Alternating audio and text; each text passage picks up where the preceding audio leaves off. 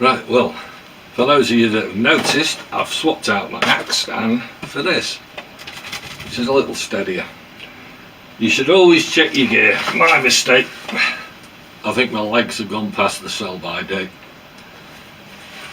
so that needs looking at, but that's another day. The next one we can do is the larger one, using the axe. Same setup, find the thicker end, and you get your knife that you push cut around the top.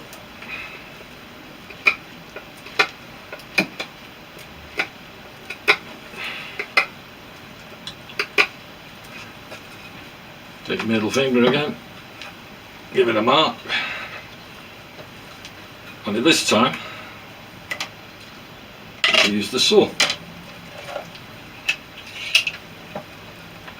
You've got your mark there, use your saw.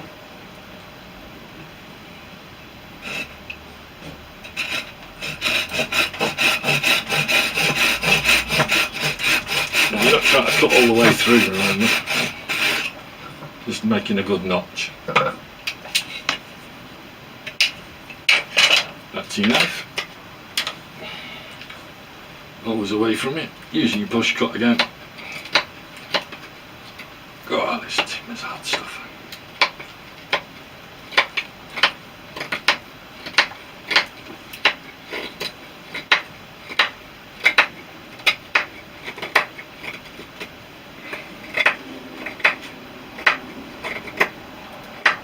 And just cutting it to your saw cut. Just a different way of doing it. Sometimes it's easier on thicker pieces. It all depends what kind of mood you're in and what tools you've got with you.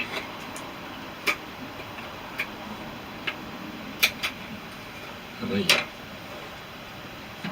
That's that part.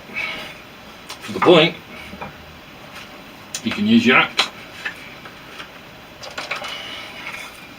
Same principle. You're looking to make a triangle, just axe in,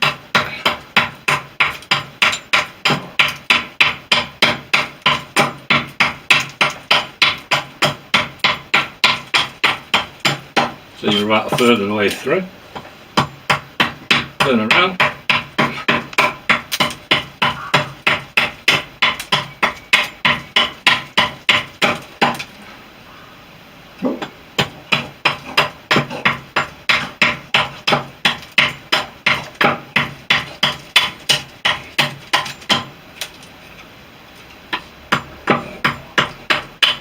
and you go for your triangle again.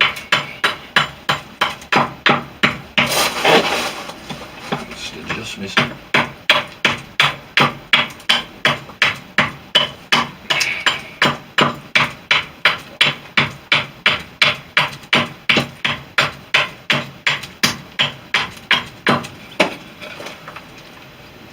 As such.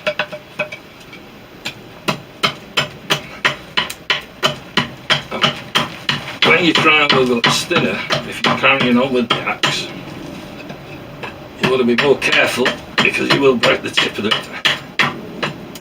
your peg. As such. So when you get to that point, you've got the worst off it. And the amount I've noticed I keep putting the tools away. That's because the razor's sharp, it's good practice to get into. When you've got that far, you can quite simply finish it off with the knife.